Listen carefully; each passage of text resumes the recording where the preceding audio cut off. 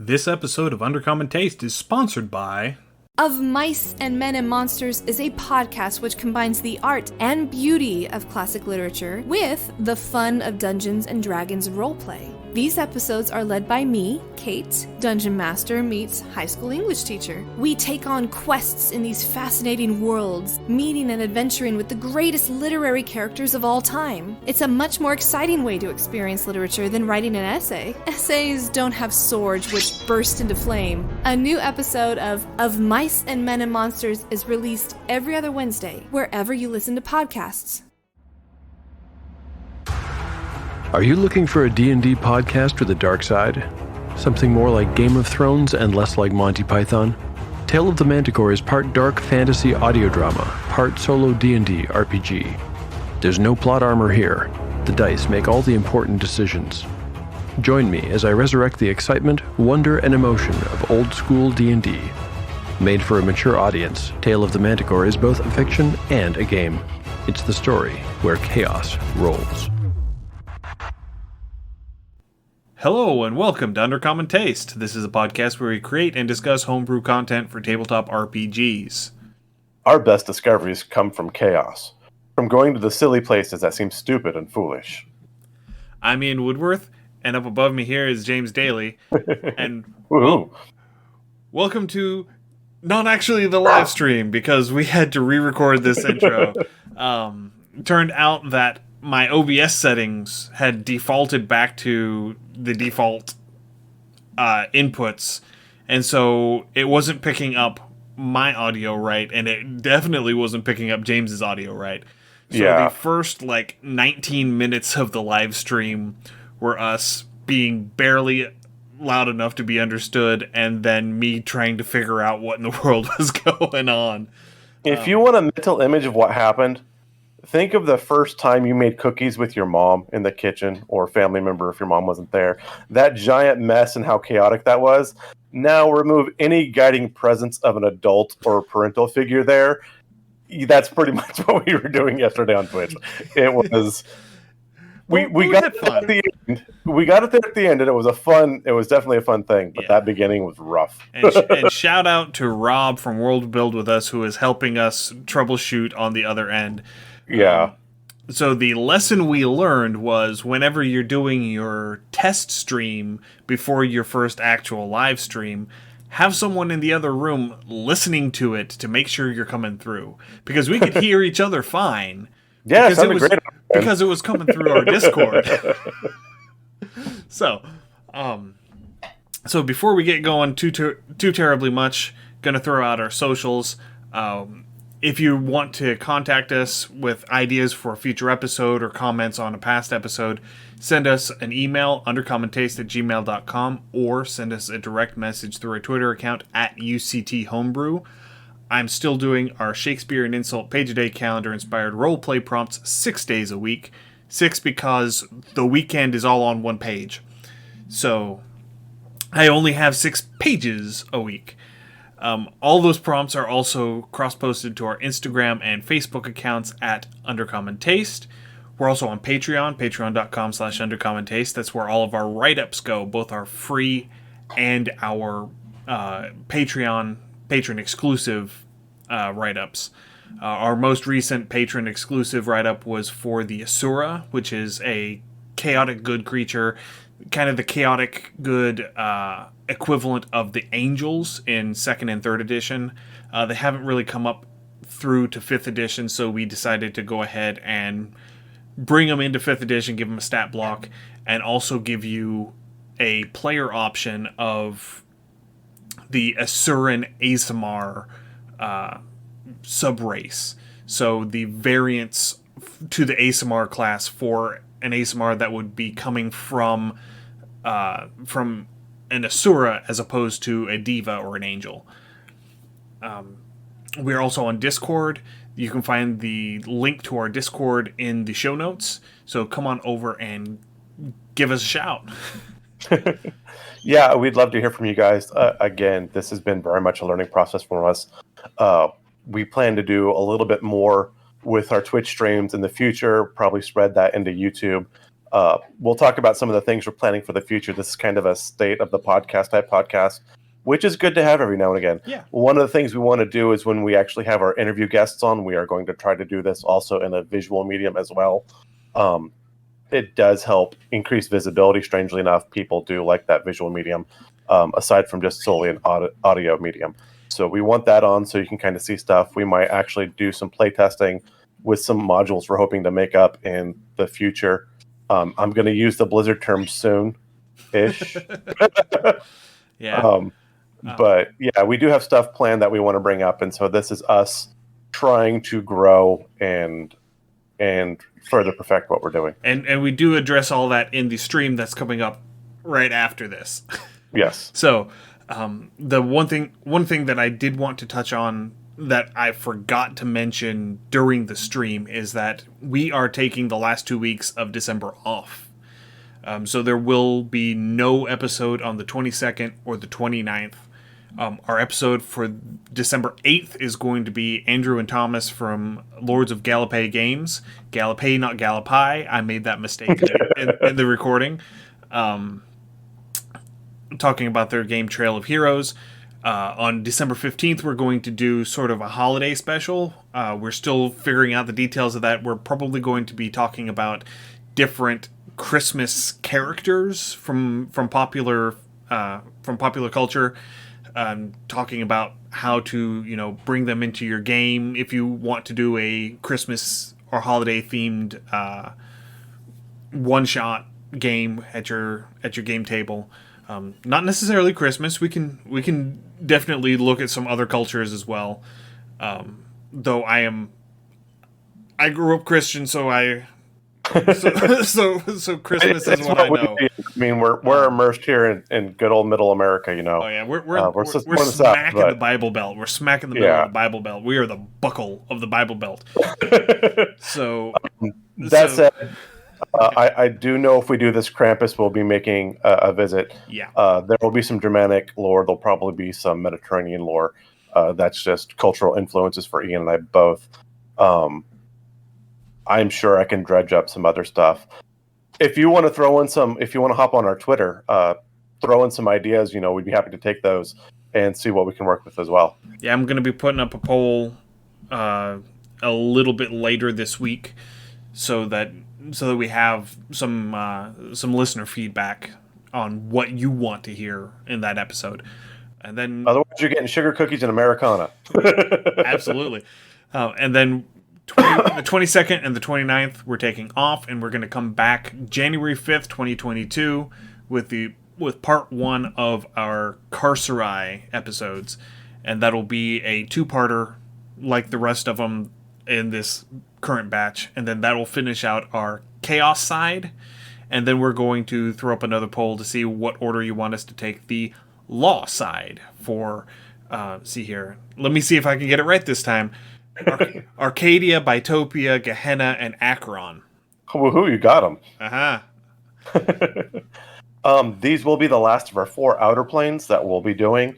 Our Modron March is just about finished. We have a couple other kind of side venues that don't really fit anywhere that we definitely want to include, so we'll have a handful of extra ones. And then after that, we're going to be on to some different arcs and topics. We've really, really enjoyed doing these planescapes. It's been a ton of fun. Yeah. And we talk about that in the stream too. So without further ado, let's get you to the stream. Woo, time warp. Now that we have all of that out of the way. Learning has happened. Learning has happened. All right. So before we get going too far, the sound that I always end up muting my mic for, but I'm not going to bother right now, the refilling of the teacup. Yes. And a hello to Sensational as well. So awesome. Thank you again. Welcome to our Twitch stream. As I think we got most of the kinks out. Not kink shaming, but they've totally got to go. I will kink shame OBS all day long.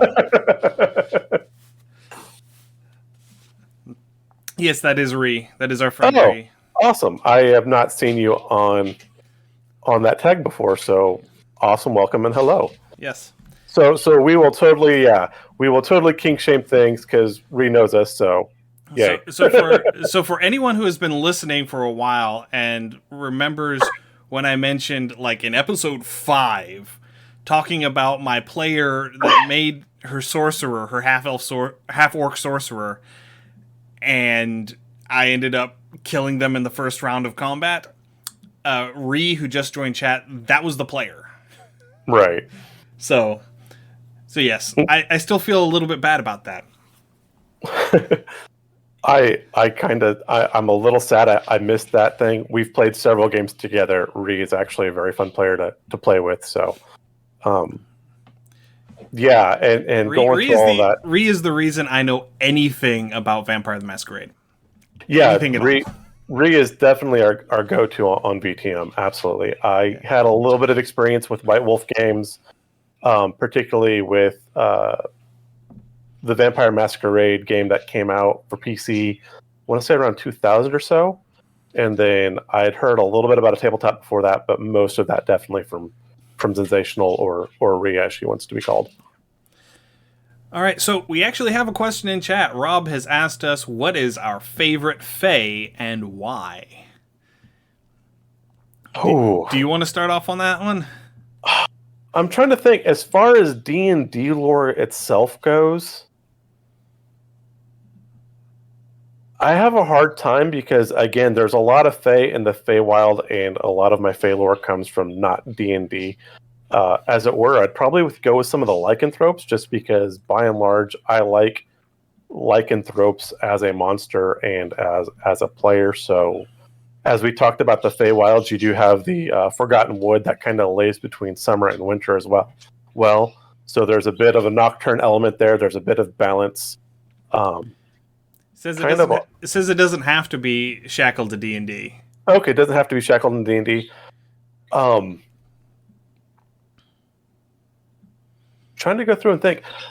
Again, going with the lycanthropes, I like more of the Winter Court Fae. I like a lot of the Wild Court, the kind of those in between that don't belong to any set specific ones.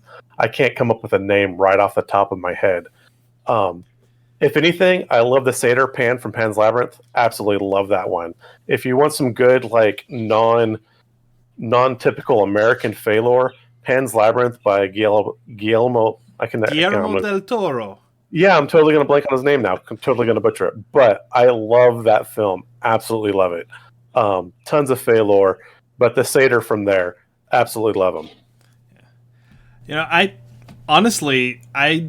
haven't had a whole lot of dealings with Fae creatures, even in a D&D context. We did a whole episode on the Feywild, and I went and made, 3... Well, I did write-ups for 5 whole Fae courts. But I don't know.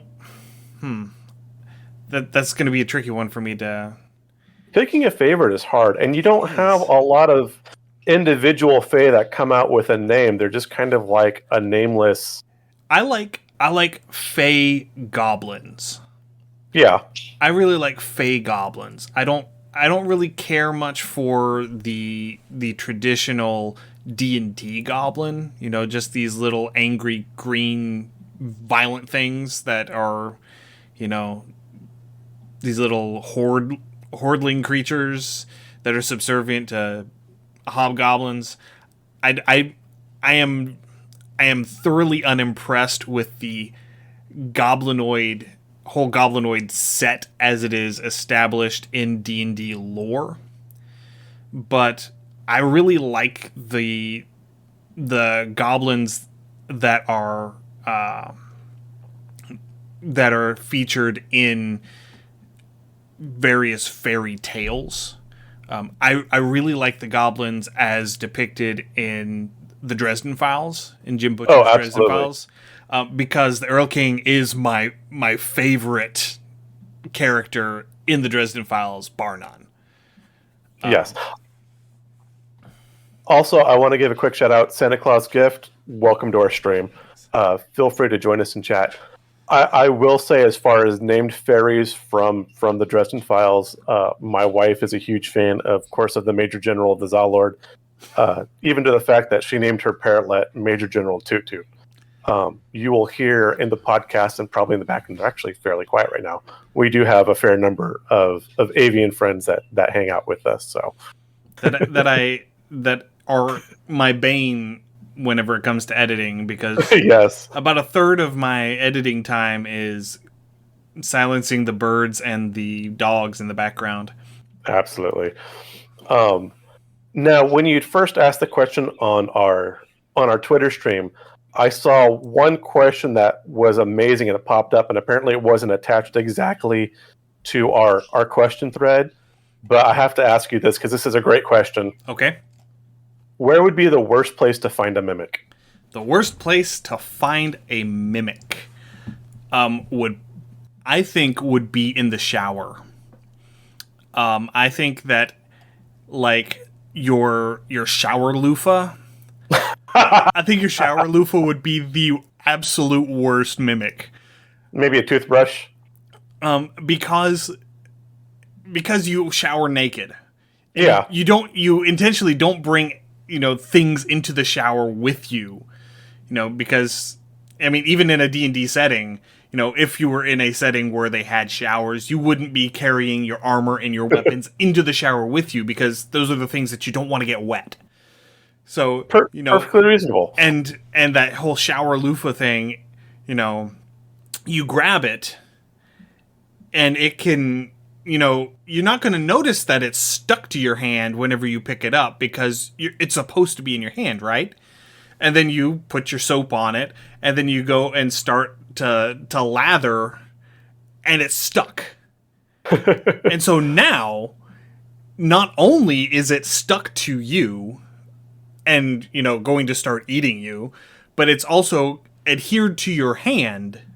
So, because you typically, I'm gonna make a gross generalization, because I wash myself with my dominant hand. You're going to have that loofah in your dominant hand. So all you've got free is your offhand and whatever is within arm's reach. So that is my answer. It is a loofah in the shower. Fair enough. Sensational comes up with in bed. Again, we're not kink shaming. Well, again, we're going out that some people might like it. Again, stickiness, lots of I don't know. I mean, some people sleep naked. I don't.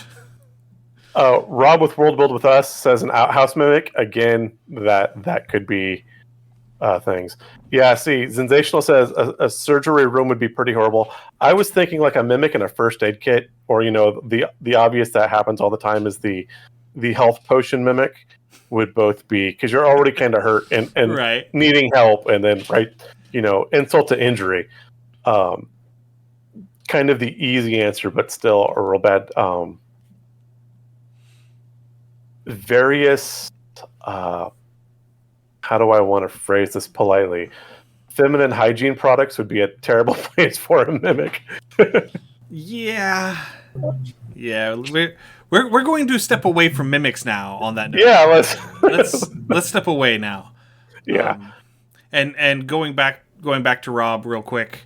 I don't know enough about Eberron to make a comment on Eberron Goblins, so I'm going to defer to your judgment on Eberron Goblins being awesome. And I'm going to leave it at that. Yeah, that is something a lot with many of the tabletop gamings, and we will focus here primarily on Dungeons and Dragons, and even with that, a heavy focus into 5e, because that's what's current and that's what we play mostly.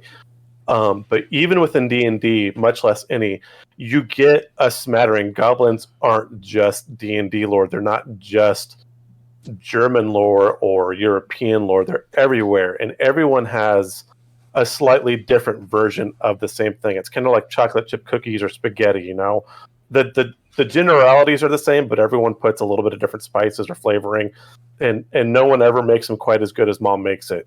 So they're all a little different.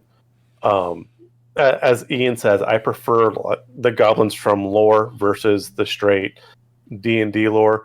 The goblins they had in the last Lord of the Ring and The Hobbit, I thought were abysmal, but the goblins they had in the animated Hobbit were amazing. So even something as simple as goblins, you get so many different flavors. All right. So before we get too far further, there were a couple of things that I wanted to talk about with regards to the podcast as a whole. There's a couple of things that we're wanting to do in the coming year. One of the things that we've been doing is we've been running through the different planes of D&D cosmology. And while that's a whole lot of fun, and while that's something that has gotten a whole lot of positive feedback, that's something that takes an awful lot of time for us to prep. Because there's so much stuff there. And that's why whenever I was posting recently about our second episode of Isgard and referring to it as our 3-hour tour, it's because the 2 episodes together are just about 3 hours. Right. And also coming with that, I mean, we've been doing the planes for a while, so we are almost at the end of our Modron March, as it were. Yeah, we've got 5 left. We've got Carcerai, which is going to be at the beginning of the new year. And then we've got the 4 lawful aligned planes. So you got Bitopia, Gehenna, Acheron, and Arcadia. And Arcadia is the one that I'm really excited about. And of course, it's the one I couldn't remember the name of. But we've got that, and then we've got a couple more that we're wanting to do. We're going to do one on the Underdark and one on the Far Realms, because we call ourselves Undercommon Taste, and we haven't actually talked about the Underdark yet in any real meaningful context. Just a fun twist of fate on that one. Yeah. But so we've got that. That's something that's going to be wrapping up in the new year. But one of the things that I'm really excited about trying to do is bringing in some DMs and some world builders that are doing different podcasts or that are, running actual play games, bringing them in to talk to them about specific themes of running the game. One of the people who I've already got agreed to come on is Kate from the podcast of Mice and Men and Monsters, who you may have heard their promo at the beginning of the episode. I've been listening to that podcast for a while. I love it. She is an English teacher, a high school English teacher as a day job, and then she runs the game for the podcast. And so we're going to have her on to talk about doing literary adaptations. So adapting classic literature into a D&D context. How to bring that in, how to work that in. That's going to be so much fun. Yes, because that's the whole premise of the show. So right. So that's why I'm wanting to bring her in to talk about that. And that leads us to the other thing we're going to work on is I've seen many people, aside from the literary adaptations, but people are like, I want to make a game kind of based on this story or this movie or this film. And that's one of the things we also want to do is how to make those films. So like, what would the villains, NPCs, what would their stat blocks be, or what would their classes be? How would you flesh out your characters to run that? Because while your characters are the heroes, you still have everyone else is going to be an NPC and pretty much at the whim and control of the DM. Right. Excuse me.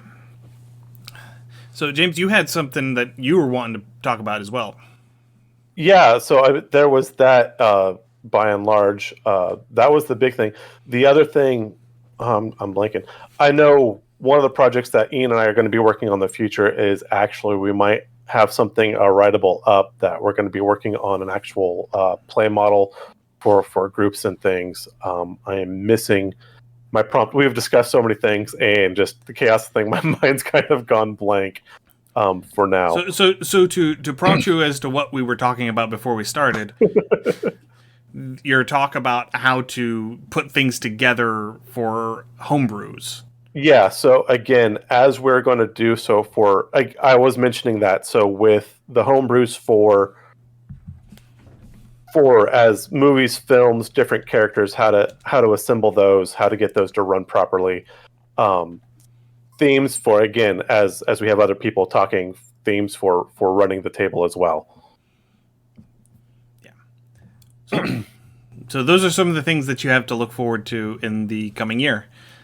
We're still going to be doing, just general topics. We our inbox is still open, so if you have something that you want us to do, drop us an email, undercommontaste@gmail.com, or send us a direct message through our Twitter account @UCTHomebrew. And if it isn't horrendously offensive, we'll probably do it.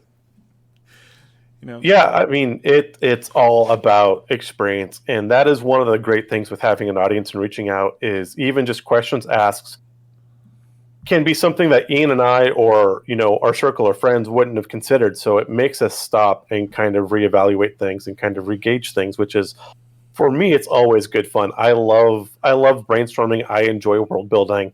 I love taking things that seem common and everyday and looking at it from a slightly different lens. Just for the pure mental exercise, I think that's great. Yeah, absolutely. All right. So,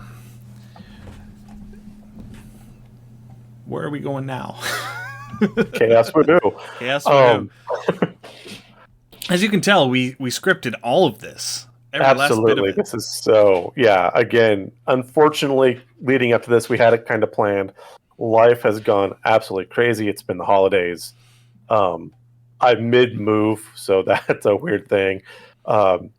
Ian has a toddler running around the house that requires planning and effort.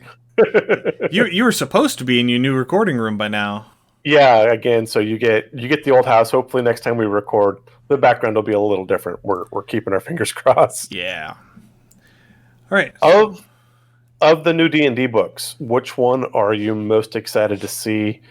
Or which one have you enjoyed most? Because we're at the end of the year, so they've released everything for 2021, and they've had some hints for stuff for 2022. Everything except Strixhaven. Yes, Strixhaven hasn't come out yet. Okay, at least at the time of recording, I think it's coming out in the early December. Gotcha. It got pushed back because everything having to do with books is off. Delayed. Yeah. As someone who works for a book publisher, I know. We had a book that was sitting at the printer ready to go into catalog for a little over a month because it's a kid's book, which means it's a kid's picture book, which means that it's on special weight paper, and the paper was sitting on a ship in the harbor in LA for that whole time. Because it was waiting its turn to offload.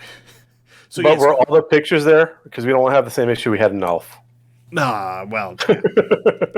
But anyway, the book that I am most excited about, the one that I have been waiting for like 4 years, is this one, which is currently backwards, but it is Fizban's. I've been waiting for a dragon book for 4 years. I love Fizban as a character. He is from the Dragonlance novels. Absolutely one of my favorite, right under Rastalin. Again, he is the literal polar opposite of Rastalin. Well, not quite polar opposite. Rastalin definitely would be neutral evil, where Fizban would be more lawful good, because he is the Palladium dragon. Platinum. But Platinum? Yeah, Platinum dragon, correct. Absolutely love that story. Love that. Again, a dragon book too. I have not got my hands on that book yet. I am very much looking forward to that one. Yeah, I've just been because the Draconomicon was a big book for me in 3rd edition. Okay. It cemented a lot of the thought processes that I had when it came to running a game in 3rd edition, because it's dragons. It's in the title of the game. You have to have dragons in order to play Dungeons and Dragons. Right. Otherwise, it's just dungeons. Nothing wrong with just dungeons, but we do like the dragons. Yeah. But so that's one that I've been really looking forward to, and there's a lot of the dragons that have been in previous editions that have been brought into 5th edition in Fizbens. They've added a couple of new ones. There's a few that are missing that I was kind of hoping would make it in, but I'm by and large happy with the selection that they've given us. And I like the focus, a little bit of the focus on the lore, at least in the very beginning of the book. Especially going through and talking about Sardior, the Ruby Dragon. Right. And the whole mythos behind the thought that, Bahamut and Tiamat together created Sardior, and then Bahamut and Sardior worked together to create all of the metallic dragons, and Tiamat and Sardior worked together to create all of the chromatic dragons. Okay.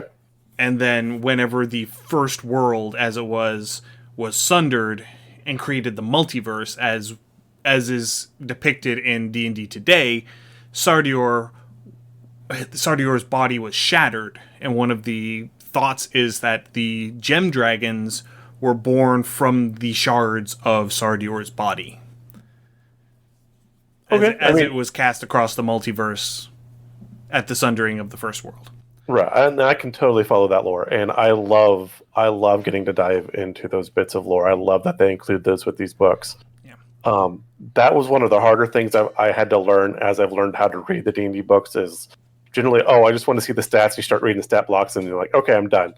But there's so much interspersed with those. If you take the time to read the little sidebars and paragraphs and things like that, you really can get a lot more out of those books than... It doesn't read like a storybook, obviously, but it's all there. Right, yeah. Which leads into a bit of headcanon that I have developed. I was listening to the interview with James Wyatt on Dragon Talk, talking about, Sardior and the First World and all of that mythos in the lead up to Fizban's release. And while I was listening to that interview and the things that he was saying about the way that it was working and how there are certain dragon cults that are seeking to return to that unified first world,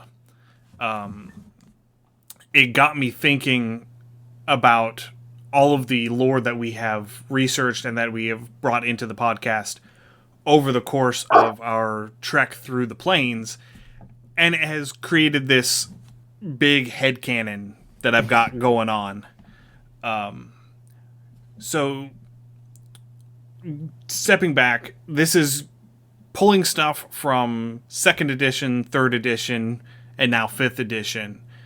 Some of this stuff may have been retconned, some of this may no longer actually be canon, but I like the way that it all fits together, so I'm going to just spew it.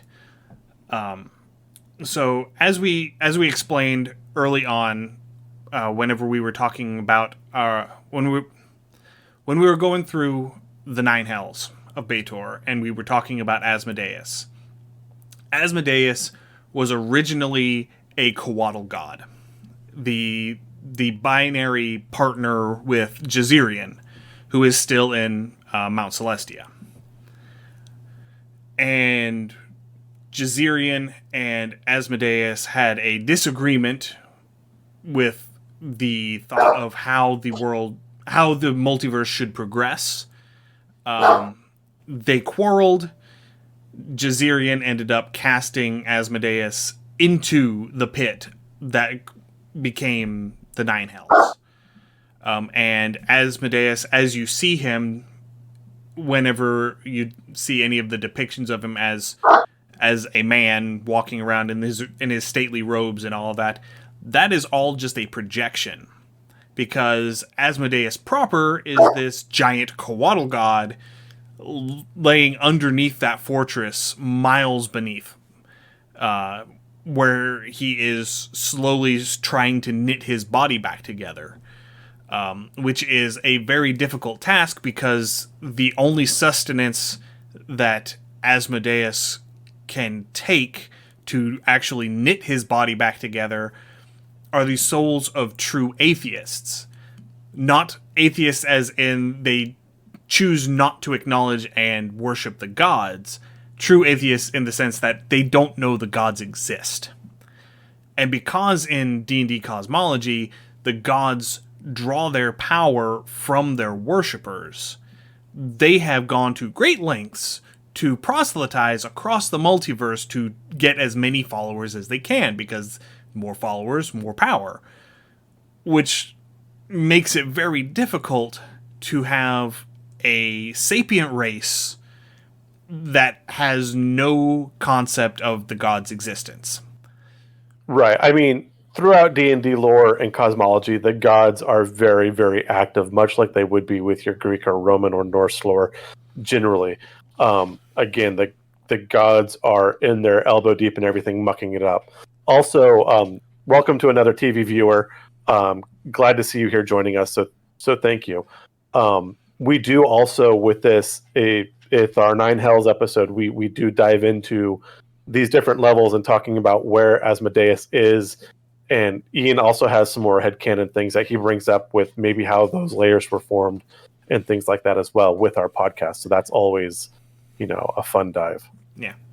So one of the things that is mentioned in the books, I think specifically in the 3rd edition Manual of the Planes, is that there is a contract between Asmodeus and Tiamat, which is why Tiamat makes her lair in the first layer of the Nine Hells, right next to the staircase that leads from Avernus, the first layer, into Dis, the second layer. And she stands that vigil to make sure that the demons don't get down into the lower layers of the Nine Hells. Because by Asmodeus' decree, there are no portals from outside of the Nine Hells that lead past the first layer. They all open onto the first layer. There are no portals from the first layer further down. There are portals between the layers 2 through 9, or 2 through 8, I should say. But there's no way to magically transport yourself from outside of the Nine Hells or from the first layer of the Nine Hells anywhere further down. So Tiamat stands that guard over that one entry point further down to keep the demons out in the Blood War. And the details for why Tiamat willingly stays there, because she is a greater god. She is the god of chromatic dragons. She is a very mighty entity. There's really no reason why she should be there. She's not stuck there. She is there by choice. She is there by choice.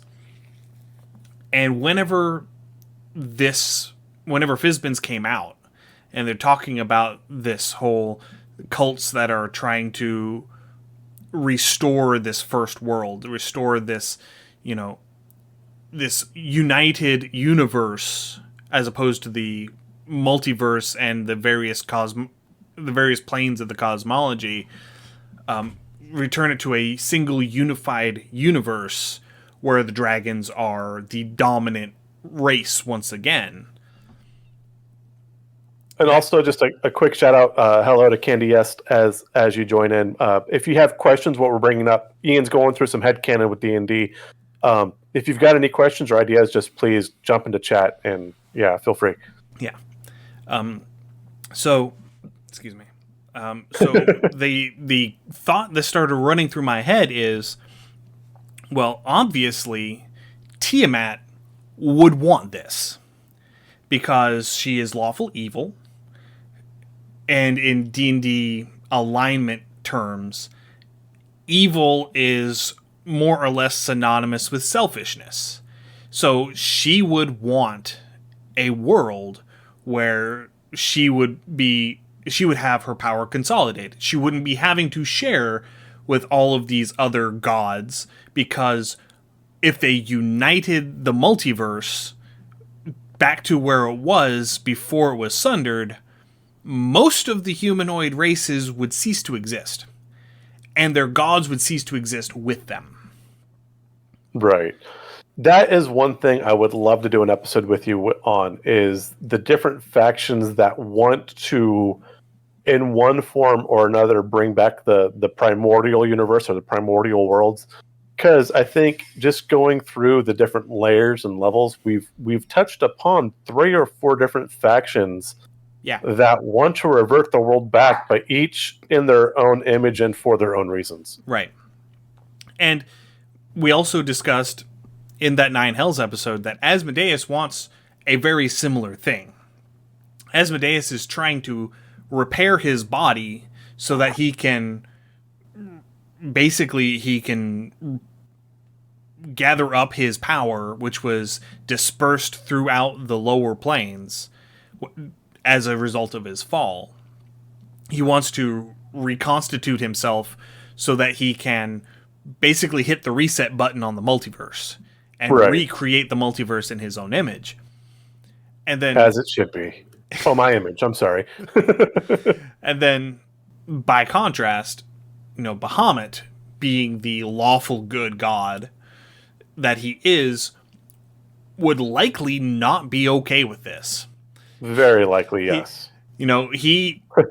He understands that this first world has come and gone, that these other races, these other sapient races are here, and that they deserve to exist, and that by resetting, re-originating the universe,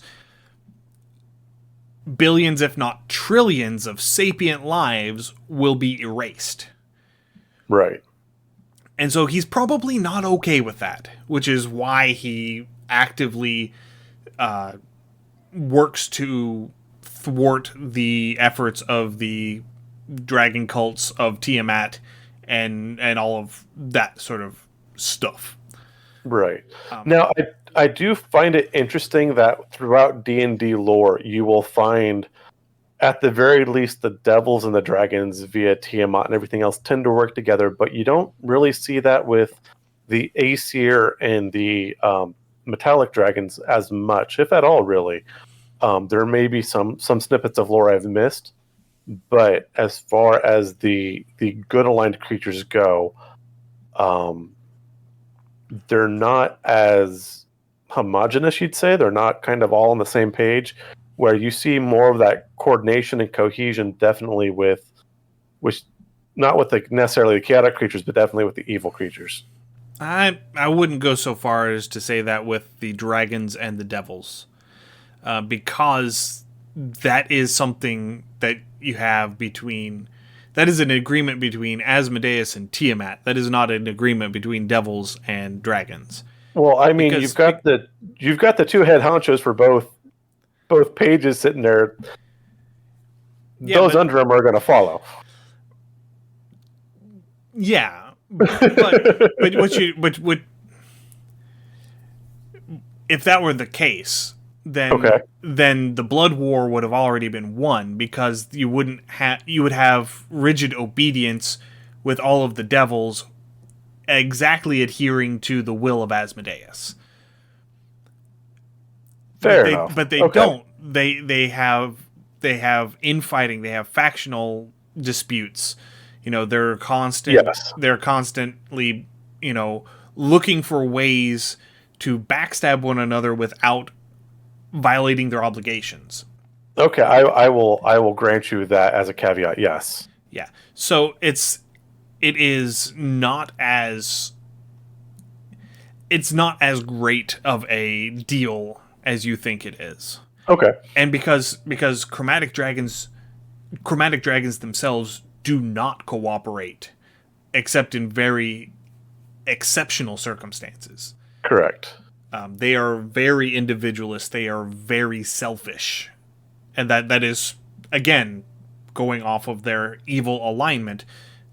Evil and selfishness are two sides of the same coin in terms of D&D alignment, whereas good and selflessness are opposite sides of the same coin on the other side of the spectrum.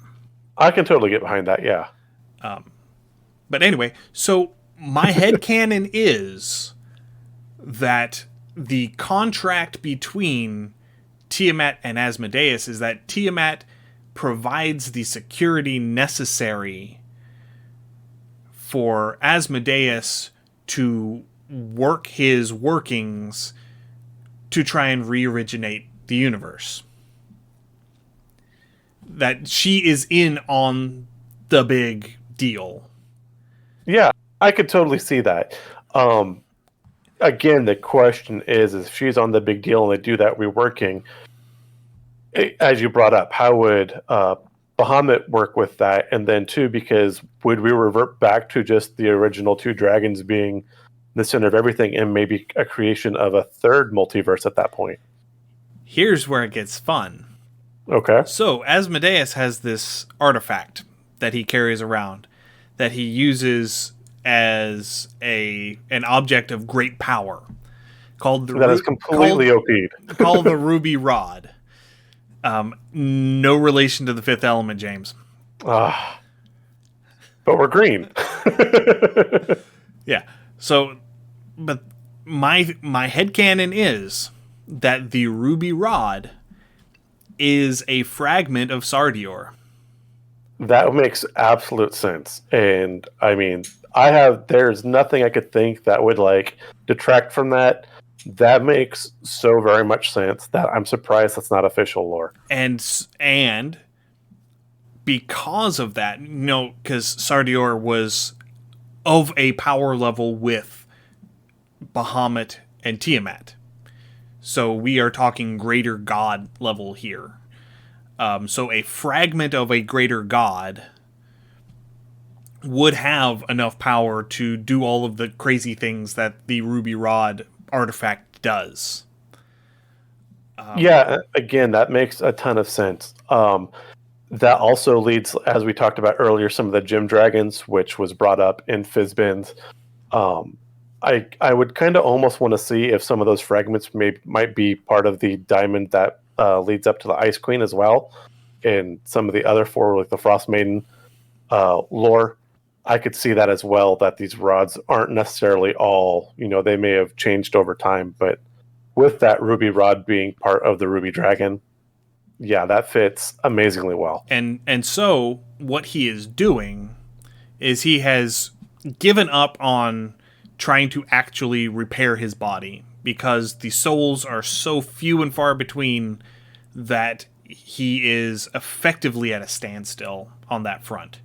So instead, what he's doing is he is figuring out a way to infuse the Ruby Rod infuse himself into it or it into himself, and basically in his reset embody the Ruby Dragon. That would be amazing. So he would in fact be the Ruby Dragon. He would become the Ruby Dragon whenever everything gets put back together. And I think just that right there would be a great campaign to start, to find the fragments of the Ruby Dragon and maybe end up, especially when you're higher level, 17, 18, 19, 20, going down and fighting Asmodeus for that last large chunk. Yeah. So that's my headcanon. No, I love that. And again, it fits so well, and it leads to possible mechanics for stories, for arcs. Again, you've got, the term MacGuffin, which kind of doesn't give it proper credence, but it's totally a MacGuffin. Yes. But putting these things together, you could delve into a ton of lore, make up lore where you need to kind of patch it together. So you have a lot of storytelling. If you're the kind of DM that gets to storytell with your party members, depending how they play, it gives them a large overarching story. Or even if you just, hey, you got to find the Ruby whatever, giant Ruby, So you need like a quick 2 or 3 session campaign. You could branch that real short. These are some of the things we want to do. As life on our end calms down, we have, through our podcast, branched and discussed several scenarios and campaigns that we would like to start to pull together officially. And we're hoping, crossing our fingers, that eventually we can get some of these modules down official, maybe put them out into the DMG or the Dungeon Master Guild or Drive Through RPG or something like that. Because the possibilities for a lot of these stories, I think people would just love, and we'd love to be able to get those out to you. Yes, that would be an ideal world.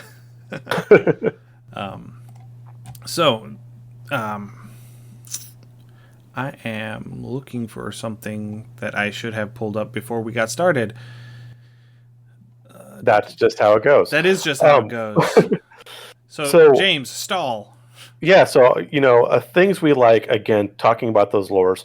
One of the first things we did that we kind of pulled together, one of our earlier episodes was early last year for Halloween. We did Monster Mash, so we did a quick one-off for a hag town dealing with a hag coven.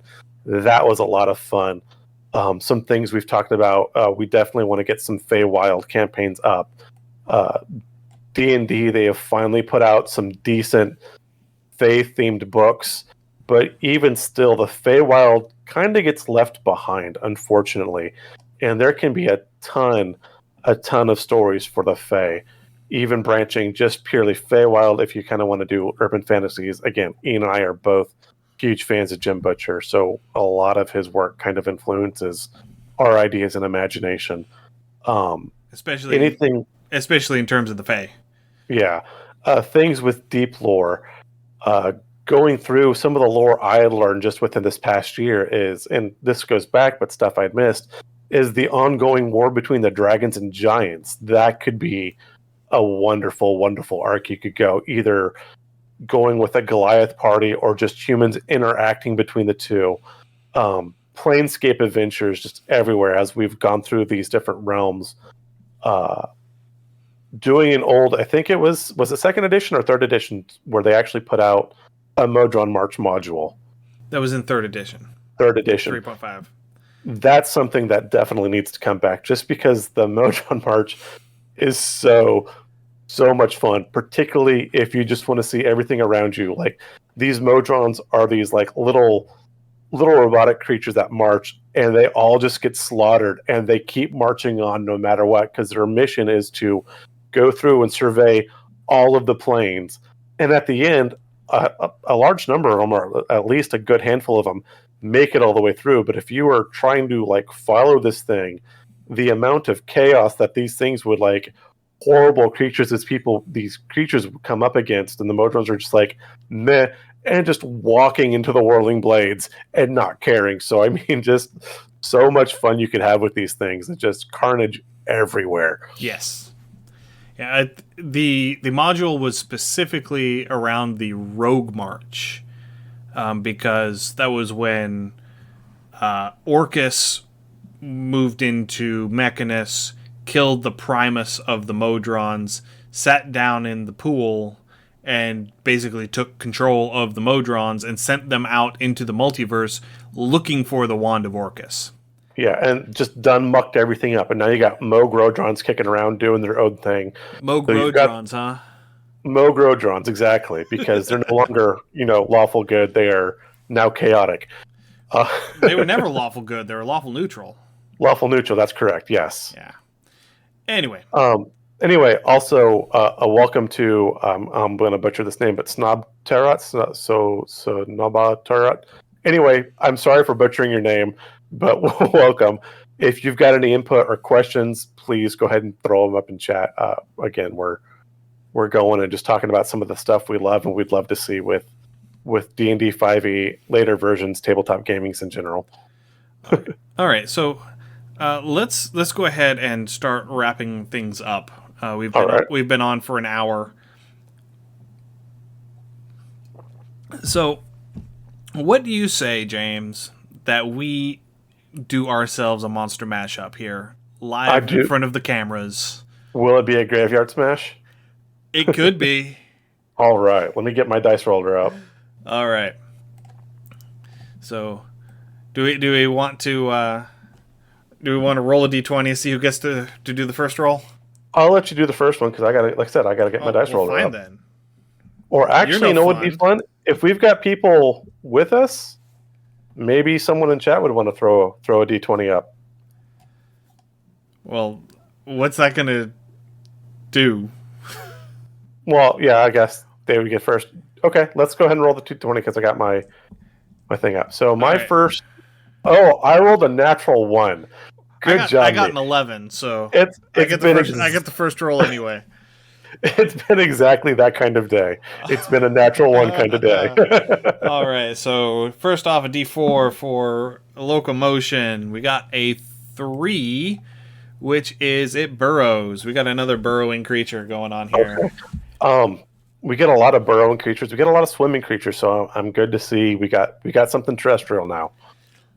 Snowbar Tarot. Oh, excellent. Thank you so very much. Again, I am terrible at pronouncing names. Thank you. All right, James, give me a d6. Okay, d6 coming up. Let me see here. Shaky the die. I've got a 4. A 4. It eats fruits and vegetables. Okay, so we got generally an herbivore, so this should be kind of fun. Yep. So we're making moles. So far, yeah. Or groundhogs. Oh, are they going to be like the ugly naked moles with the naked the mole weird rats? faces? Yeah, those things are awesome. Could also be badgers, perhaps, though I think badgers are more predatory or omnivorous. Yeah, they're more omnivorous. Rufus, exactly. Yes, they're going to be Rufus or maybe a Rouse. So next up was a D8 for size. I got a 3, which is small. Okay, so these are not going to be rodents of an unusual size. Oh, so yeah, they could be because halflings are small. Oh, fair point. Yeah. Okay. This is a halfling-sized creature. So we still might have a Rouse. Yeah, so it's going to be like 3 feet tall, standing up on his back legs. All right, so give me another D8 roll, James. All right, shaky. We're going to see what its social organization is. Okay, well, to counterbalance that natural 1, I got an 8 on the D8, so... Oh boy, these things are a horde creature. I love them. 100 plus. Oh, yeah. So we've got, like, the weird Goblinoid Rat Kobolds. Kobolds. Not kobolds, but gnolls. There we go. They're smaller than gnolls, because gnolls are humanoid size. They're like... Are they? Yeah, okay. They're like 6-7 feet tall. I'm picturing kind of like the WoW kobold, where it's kind of rat, got the candle on its head. Yeah. Take candle. Yeah. Take candle. Yes, absolutely. Yes, and Snowbar's right there with us. Yeah. Excellent. All right. So next up is going to be a D10 for the number of limbs. 6. We got 6 limbs. Okay, so, I mean, these could be kind of insectoid. They could be... what was the name of that creature? It was one of the end bosses for Mortal Kombat. Garen? It wasn't Ganon. It was blah. But he had the four super muscular arms. Yeah. Yeah, that dude. Or they could be winged, perhaps. I like the thought of... what's the word I'm looking for? Vestigial Wings. Okay. I like the thought of that. Okay. So maybe they were once like a sea swimming creature and they learned to burrow instead? Yeah, I could see that. Okay.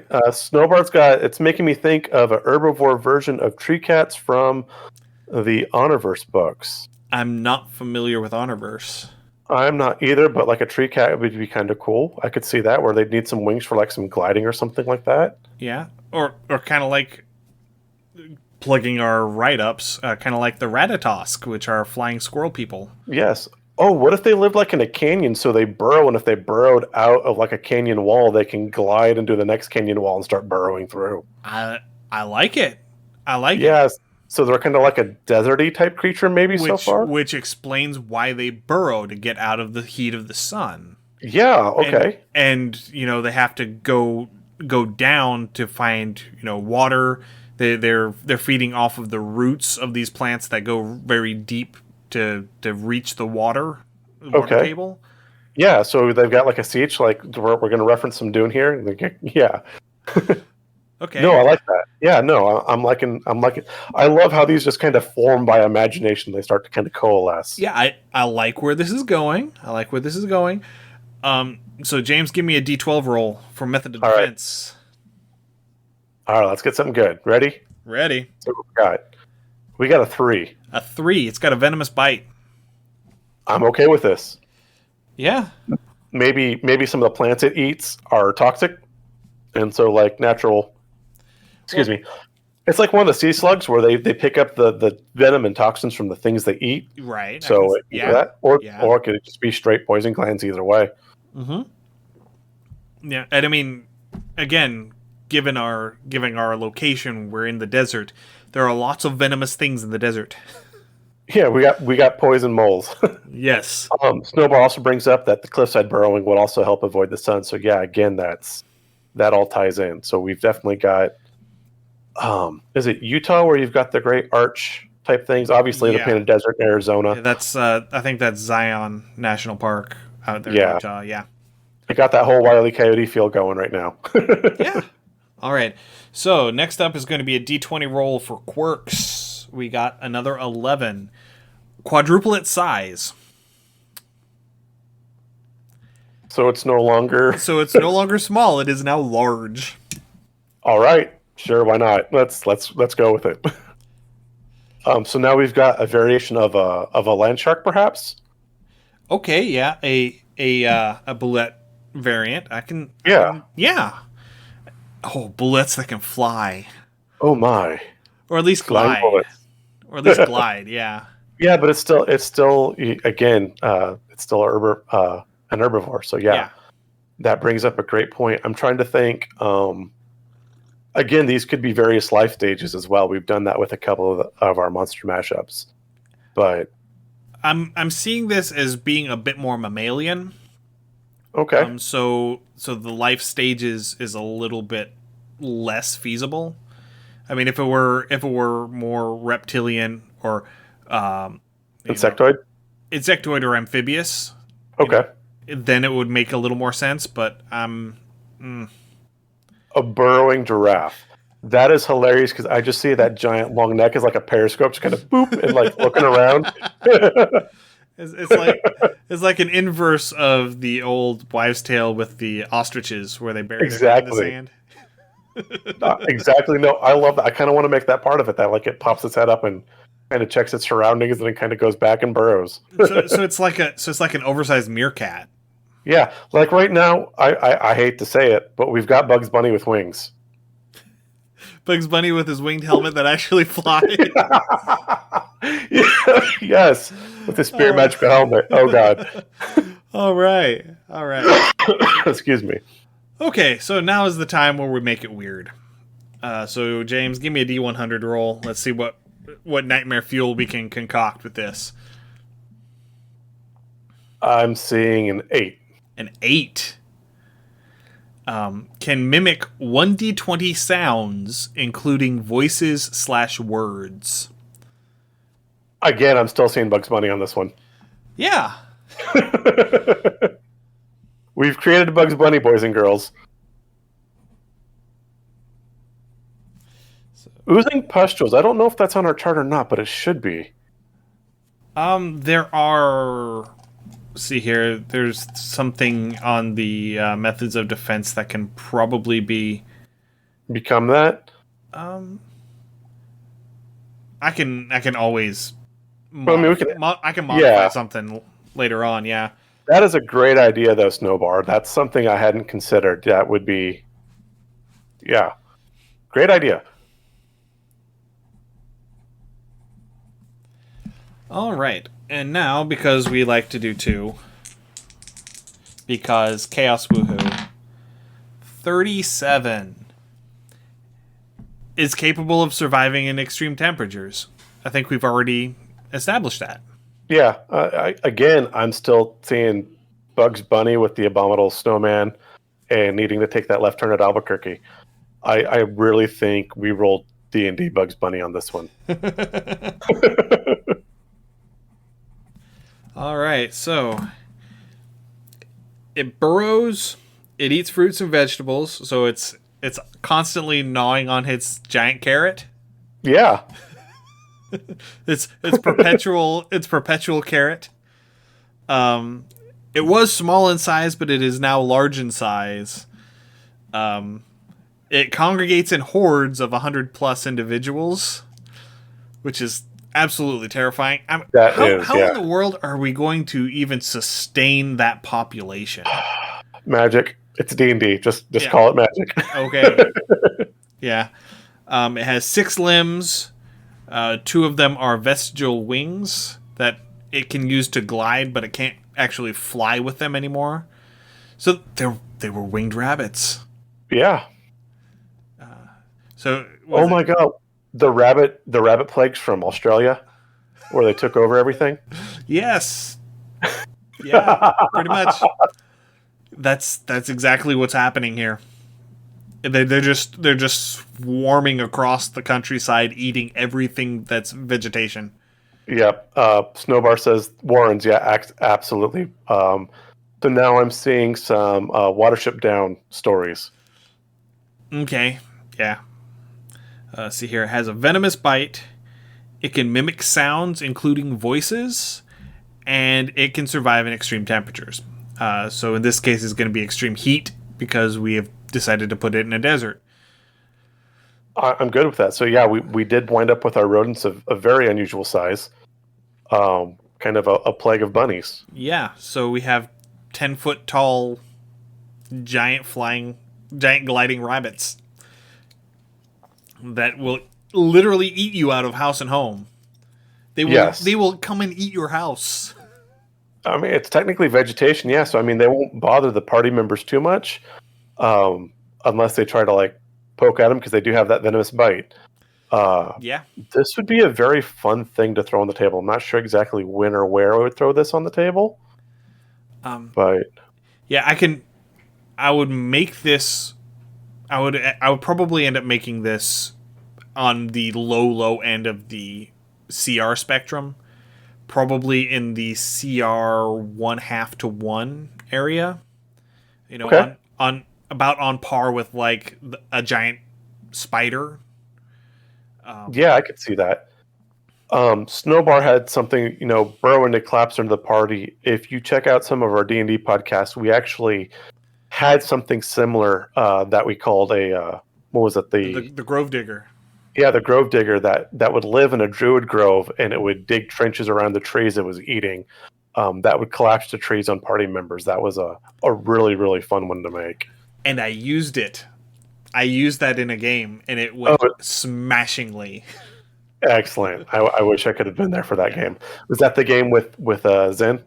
Yes. Oh, perfect. Yes, it was.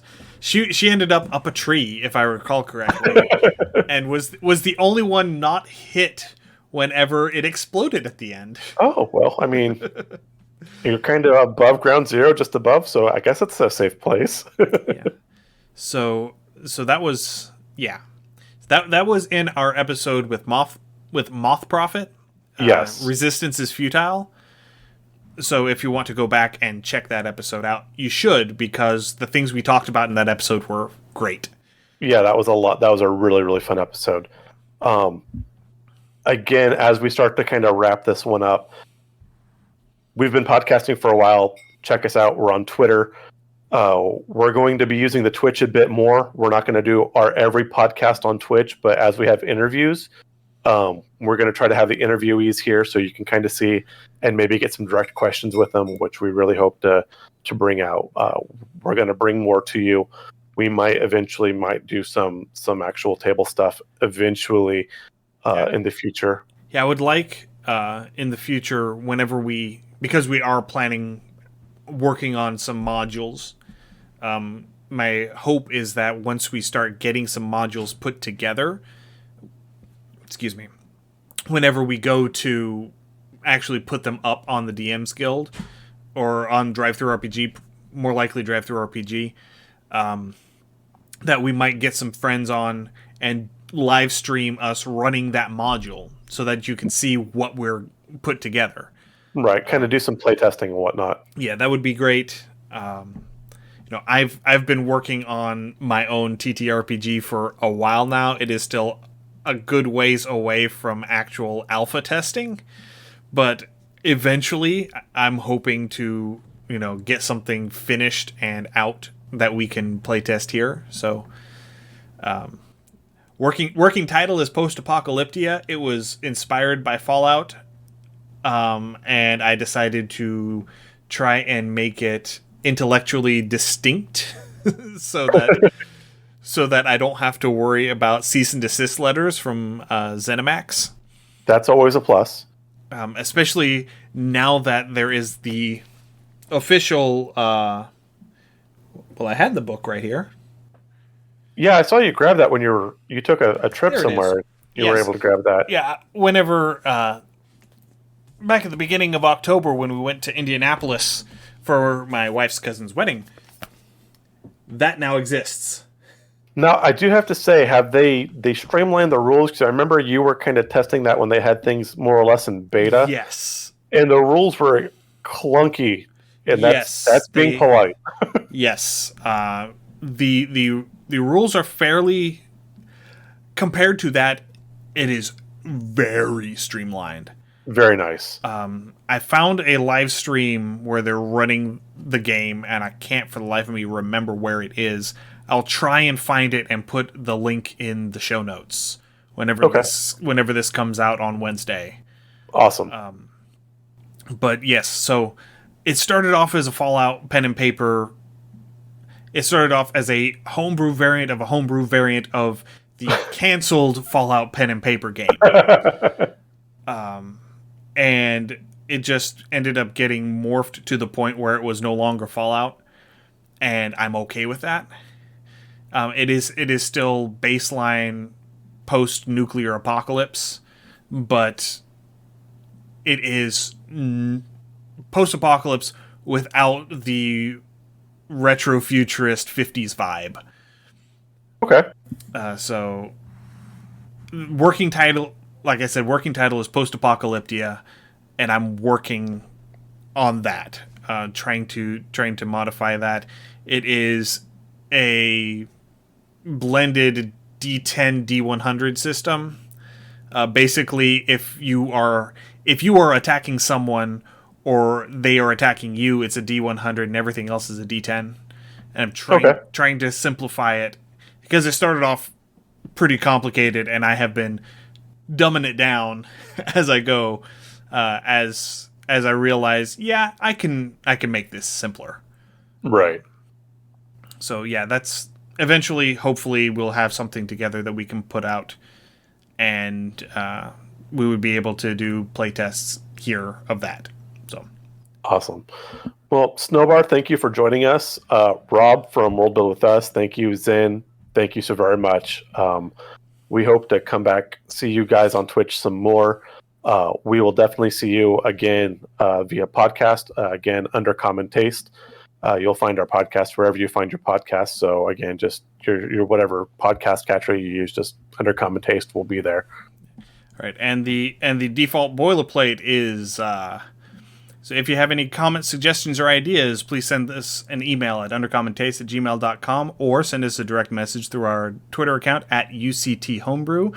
I'm still doing our Shakespeare and Insult Page a Day calendar inspired roleplay prompts 6 days a week. They go on the Twitter account, and then they get cross-posted to the Instagram and Facebook accounts at Undercommon Taste. We are on Patreon, patreon.com/undercommontaste, where we put all of our write-ups, both the free and our patron exclusive.